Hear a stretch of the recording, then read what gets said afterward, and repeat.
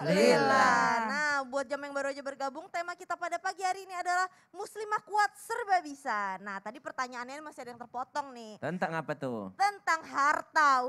Salah satu yang dicintai oleh manusia. Kan Al-Quran menyebutkan begitu kan. Siap. Nah, kalau misalkan laki-laki hartanya adalah harta istri. Tapi kalau istri nafkah, punya properti, punya uang, punya saham bahkan gitu. Waduh, Nah, subhanallah. apakah suami memiliki hak atas harta istri? Mohon tausiahnya Ustadz Syah. Baik, tabi guruku Ustaz Maulana, Bunda Tuti, Kak Caca Iya. serta guru-guru kami yang dimuliakan Allah Subhanahu wa taala.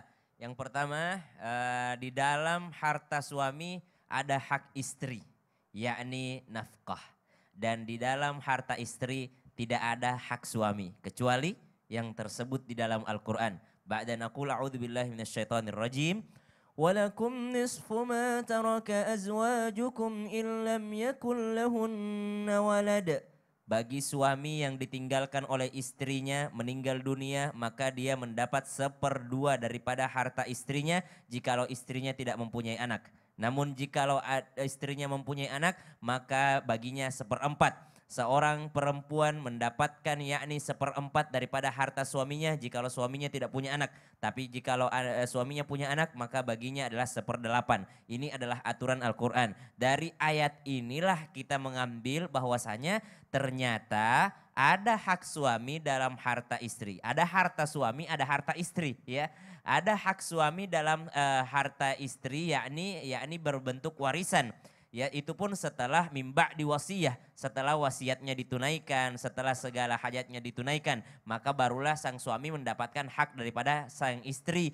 Begitu pula sang istri mendapatkan hak. Kalau hak istri tidak nunggu suaminya meninggal dunia, hak istri selama hidup pun memang tanggung jawab nafkah itu adalah daripada sang suaminya. Tapi jikalau ditanyakan apakah harta suami, harta istri, betul ada bagiannya. Tapi ini beda-beda ulama ya, beda-beda orang. Ada orang yang langsung ngasih semua ke istrinya.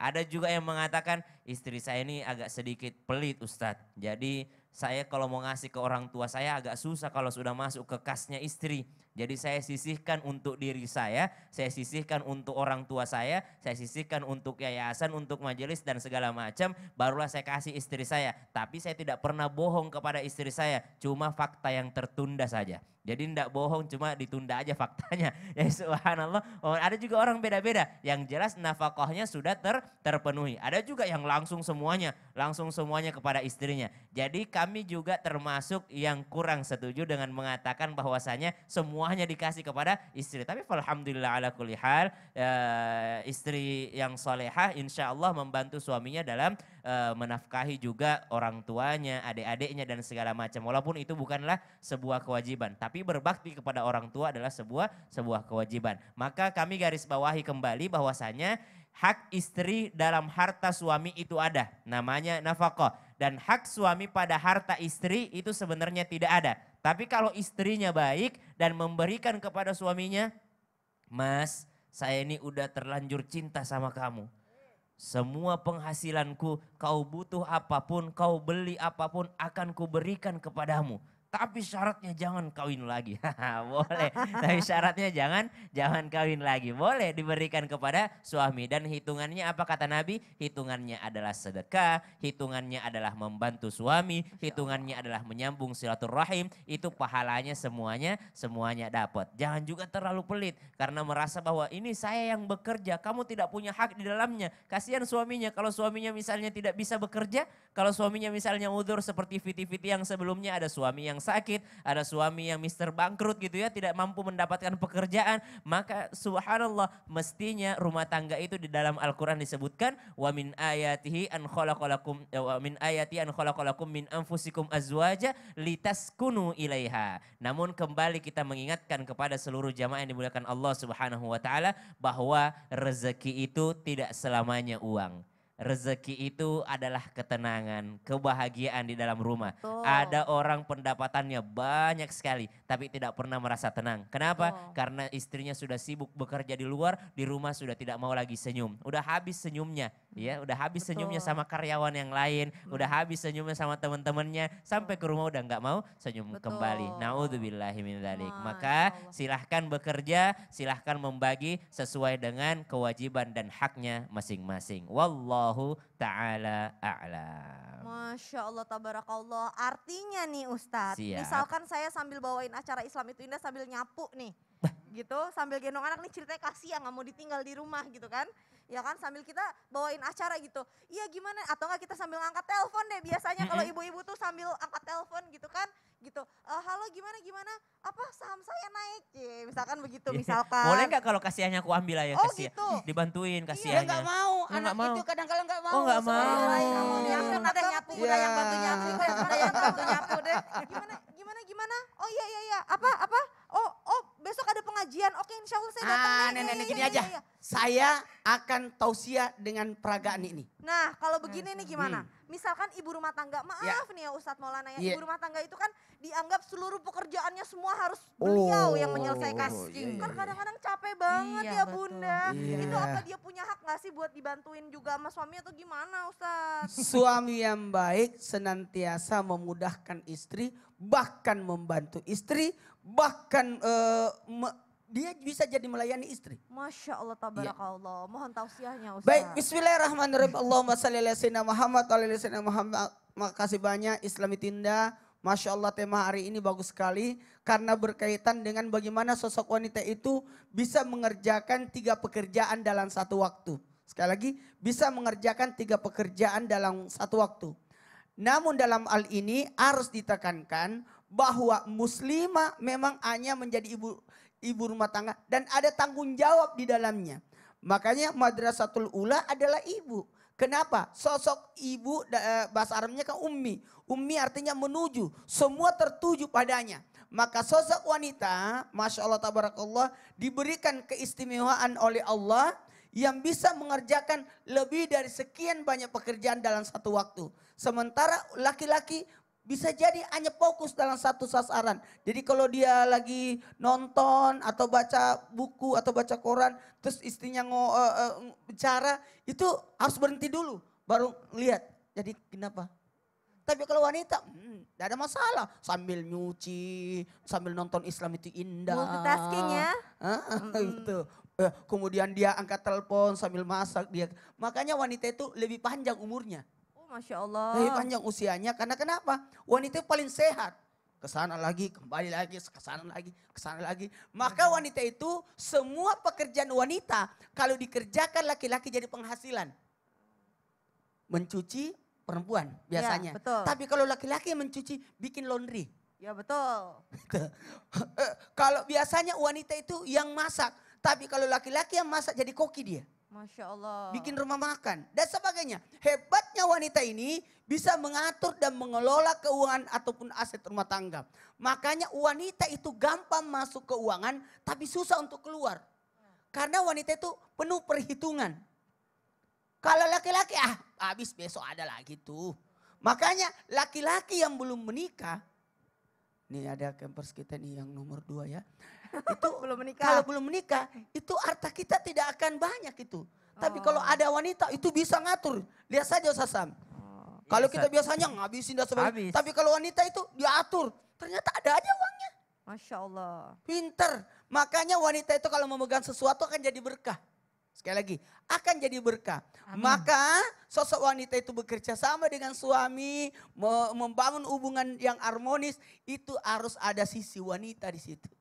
Iya, makanya selamat buat Bunda Tuti yang baru saja melangsungkan pernikahan buat anaknya, Masya Allah. yang memutuskan segalanya, dan sosok ibu yang luar biasa. Masya Allah, tabarakallah. Selamat ya Bunda. Terima Dan kasih. ada lagi nih, mohon izin. Sosok wanita itu bekerja dalam artian apa? Mohon maaf, dalam hal ini wanita itu bisa memikirkan untuk makanya wanita itu kata Dr. Aisyah Dahlan, bakar neuroscience,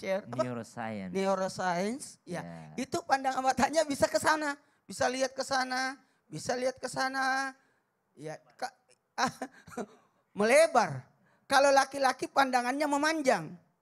Wanita itu telinganya mendengarkan arah dalam. Sementara laki-laki mendengarkan arah luar. Jadi jangan pernah menyepelekan wanita. Wanita itu paling peka. Makanya wanita itu kalau nyapu pasti bersih banget itu. Di kolong-kolong, kalau kita laki-laki nyapu dikumpulin di kolong. Jangan dong Ustadz. Masa Biasanya dikumpulin kita kolong? laki-laki. Praktis dibuka karpetnya dikasih masuk di bawah. Ya. Contoh ya Allah. Kalau Ustadz laki-laki begitu ya kayaknya oh, ya. kayaknya seperti itu. Dan mohon maaf, uang receh yang kecil-kecil itu dikumpulkan sosok wanita. Laki-laki ya udah ambil aja kembalinya. Kalau perempuan pasti bertengkar dulu sama penjual. Berapa harganya? Nawar. Ya Allah. Inilah bahkan unsur mendidik anak itu pas banget kalau sosok wanita sebagai madrasah buat anak-anaknya. Bagaimana dia kasih sayangnya. Bahkan doa seorang ibu 3 kali lipat dibanding bapak. Kata Nabi, ibumu, ibumu, ibumu, bapakmu. Masya Allah, tabarakallah. Jadi sebenarnya wanita itu adalah Wanita sosok itu. yang spesial di Kalau mata Islam. wanita itu berdoa, maka ada bentuk kasih sayang dalam doanya. Masya Allah. Kalau laki-laki berdoa bentuk tanggung jawab. Ya, Masya ya Allah, Allah. biarkan dia mandiri ya Allah. Ya Allah. Jadi wanita itu memang mulia sekali ya. Mulia, wanita itu mulia. Sangat Masya mulia. Allah. Makanya pekerjaannya itu luar biasa. Tadi Caca bisa gendong, bisa. Betul. Itu bisa, wanita itu Masya bisa. Allah. Kalau kita laki-laki enggak bisa begitu. Oh Masya Allah, tabarakallah. Aduh luar biasa sekali ceramahnya. Jazakallah khair Ustaz Iya, Maulana. iya. Jadi pas nih kalau ibu-ibu PKK itu sebagai pendamping bapaknya yang sedang memerintah gitu ya. Iya, ada 10 programnya. Masya Allah, tabarakallah. Jazakallah khair. Baiklah kalau begitu. Bunda Tuti. Siap Kak Berbicara Caca. tentang istri dan suami. Mohon Iya. maaf sekali ya. Iya. Kadang-kadang ada beberapa istri yang mungkin suaminya itu udah meninggal. Iya Kak Caca. Atau melahirkan anak yang memang suaminya itu misalkan memang ya udah nggak ada di situ gitu. Iya, Dengan Kak hal-hal Caca. lain misalkan ya. Iya. Nah Iya, bagaimanakah seorang istri itu bisa menjadi sosok nggak cuman ibu iya. dan juga menjadi sosok sebagai ayah. Masya Pas Allah. Bagaimana Islam Aduh, mengajarkan itu? subhanallah. Iya. Kenapa pas banget Ustadz? Pas banget karena Bunda Tuti itu luar biasa loh. Masya Amin. Allah. Ibu sekaligus bapak. Amin. Bagaimana Islam mengajarkan itu Bunda? Mohon tausiahnya. Baik Kak Caca, terima kasih Ustadz Maulana. Mohon izin, Ustadz Syam mohon izin. Subhanallah, ini adalah luar biasa bagi sosok wanita. Wanita, wanita bagaikan sekuntum kembang. Dialah ibu rumah tangga, surga di bawah telapak kakinya. Oh. Jikalau seorang istri ditinggalkan wafat oleh suaminya, berarti seorang istri itu berkewajiban untuk menafkahi putra-putrinya dan dirinya. Jikalau istri itu ketika melahirkan suaminya tidak ada, maka disitulah seorang istri menjadi seorang ibu juga yang bertanggung jawab mencari nafkah untuk putra-putrinya. Jikalau seorang istri bercerai, berpisah dari seorang suami dan suaminya tidak memberikan apapun atau tidak ada harta yang bisa ditinggalkan untuk melanjutkan kehidupan putra-putrinya, maka disitulah seorang istri memiliki tanggung jawab. Apa tanggung jawabnya? Pertama, tanggung jawab mencari nafkah untuk dirinya sendiri, menghidupi diri sendiri. Bagaimana caranya kita bisa mencari nafkah? Pertama harus punya skill.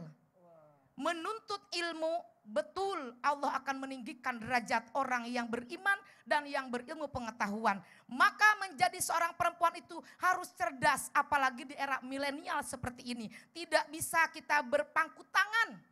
Tidak bisa kita mengharapkan terus meminta diberi. Maka bagaimana caranya? Harus banyak belajar. Bukankah belajar itu diperintahkan di dalam ajaran agama kita sejak dalam kandungan sampai masuk lubang kubur. Cari celah kebaikan, cari celah kesempatan, mana skill kita, potensi kita yang bisa menghasilkan uang. Yang penting uangnya itu berkah halal. Kemudian jangan sampai pekerjaan itu melampaui daripada batas kemampuan kita. Sesuaikan dengan apa yang menjadi kodrat seorang wanita. Kenapa?